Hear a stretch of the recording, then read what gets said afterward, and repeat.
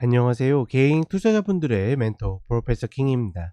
12월 19일 기술적 분석이 좋은 모닝 브리핑 출발해 보도록 하겠습니다.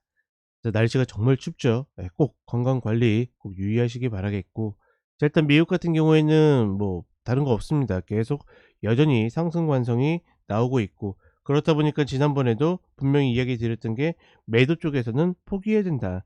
그러니까 내가 예측을 해 가지고 들어갔는데 시장이 뚫고 올라가게 된다라고 그러면 포기하면 되는 겁니다. 물론 그 자리가 다시 안 올 자리도 아니고, 아마 머지않아서 또다시 깰 가능성이 높은 자리라고는 보고 있지만 굳이 어렵게 물려 있을 이유가 없는 거죠. 우리 시장도 마찬가지고, 그렇다 보니까 적어도 무슨 봉 패턴이 나오거나 아니면 밀린다라는 어떤 징조가 나와야 되는데, 그것도 나오지 않는데 내가 굳이 고집을 피우면서 반대 방향에 서 있을 이유는 없다라는 거. 게다가 이 미국 시장의 특성상 우리가 이제 늘 알고 있죠. 투자적 그 시장이라고 부르는 이유가, 그렇다 보니까 말 그대로 연준의 이 당국자들이 계속 이 시장의 기대치를 누르려고, 그러니까 금리 인하에 대한 기대감을 누르려고 계속 노력하고 있는데, 시장은 계속 청개구리처럼 반대로 움직이고 있습니다. 그만큼 관성이 세기 때문에 우리가 그런 것들을 미리 예단할 필요는 없다. 다만 그럼에도 불구하고 우리가 쫓아갈 필요는 없다라는 거 다시 한번 이야기 드리겠고, 한국 시장 같은 경우에는 어떻게 보면 좀 웃기죠. 지난주에는 코스피에 거의 무지성 이 프로그램 매수가 들어와 가지고, 외국인이나 기관에서 들어와 가지고 코스피를 붙잡아 뒀는데, 반대로 이제 이번 주에는 시작부터 코스닥에 들어오면서 시장을 끌어올리고 있다. 그게 이슈로 뭐 예를 들어서 그 개인 대주주 뭐 양도세 완화 뭐 그런 이슈 때문에 올라간 건 아니거든요. 예를 들어서 2차 전지 중에서도 제가 에코프로에 대해서는 이야기 드렸죠. 얘네들은 공매도 환매수나 이런 개념이 통하는 애들이 아니고 오히려 외국인들이 더 많이 갖고 있다. 그러니 어제 대놓고 보여준 겁니다. 그쵸? 오히려 그런 것들이 진짜 이슈라고 그러면 포스코홀딩스가 가야지 왜 에코프로가 갑니까? 그쵸? 그런 것들을 어느 정도 인지하고 시장을 본다라고 그러면 어느 정도 왜 올라가고 어떤 원리로 올라가고 뭘 매수해야 될지 그런 것들이 보이는데, 그게 아니라 그냥 내가 갖고 있는 종목들이 그냥 '오늘 올라갔으면 좋겠다.' 이런 것들만 보고 있다라고 보면, 그러니까 물론 이제 시장이 도와줘서 올라가면 좋겠죠. 근데 그렇지 않고 꺾이거나 밀렸을 때 그냥 단순하게 계속 '올라갔으면, 올라갔으면.' 하고 바라고 있지 시장의 흐름을 읽을 수가 없다라는 거. 자, 일단 이 우리 시장에 최근에 외국인들이 저렇게 프로그램으로 좌지우지하고 있는 것은 별로 좋은 흐름은 아닙니다. 그러니 '아 외국인들이 많이 매수를 하는데 이제 우리 시장이 좋아지려나?' 아니면 '외국인들이 매수하는데 나도 매수해야지.' 이런 착각하지 않으셨으면 좋겠다. 이런 부분들에 대해서는 뭐 기관차 방송이나 이런 데서 이야기 드렸죠. 그런 부분들 같이 참고하시면서 시장 가셨으면 좋겠습니다. 자, 차트 간단하게 보도록 하겠습니다. 자, 나스닥 선물 30 분의 흐름인데 뭐 말 그대로 그쵸?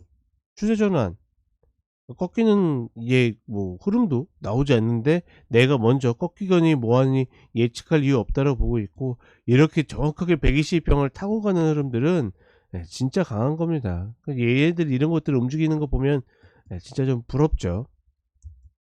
뭐 다우 같은 경우에는 특이사항 없고, 얘네는 뭐 연고 자체도 연고 자체 연고점 자체도 벌어져 있기 때문에 크게 신경 쓸 필요 없다라고 보고 있고, 결국은 나스닥겠지요.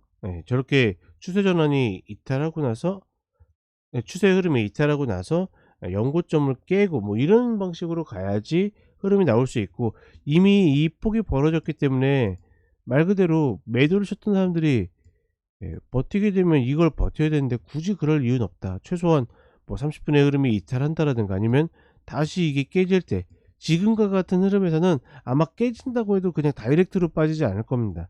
깨지고 나서 다시 저항을 확인하고 깨질 가능성이 높다. 이런 흐름들이 이제 우리가 흔히 이야기하는 헤드 앤 숄더 패턴을 만든다라고 이야기를 하죠.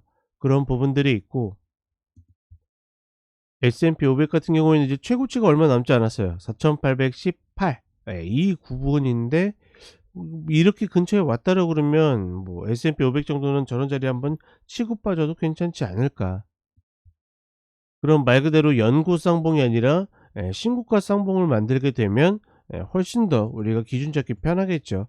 매도를 기다리는 쪽에서는 뭐 그런 흐름도 괜찮고, 저는 지금 지수나 종목보다는 지금 원자재들이 훨씬 더 재밌게 움직여 가지고 이쪽을 너무 신경 쓰기보다는 원자재 쪽 매매하시는 것도 괜찮지 않을까라고 판단하고 있습니다. 그리고 우리 시장으로 오게 되면, 우리 시장은 최근에 매수의 주체가 프로그램이기 때문에 프로그램 매수가 들어오는 종목 혹은 지수, 이 흐름에 따라서 어 이 방향성이 만들어지고 있고, 다만 그 힘에 비해서는 그렇게 생각보다 탄력적으로 움직이지는 않습니다.